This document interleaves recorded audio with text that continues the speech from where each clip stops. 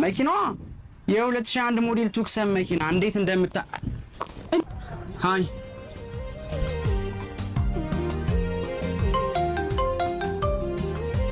ወይ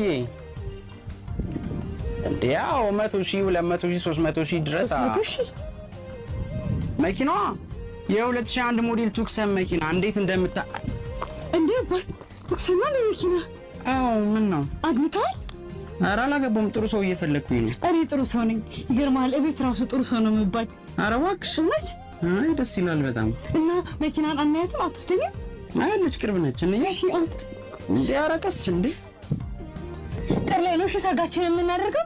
ጥር ላይ ቆንጆ ነው ስትለኝ ነበር እናት። ለሰርግ ጥር ላይ ነው መኪና?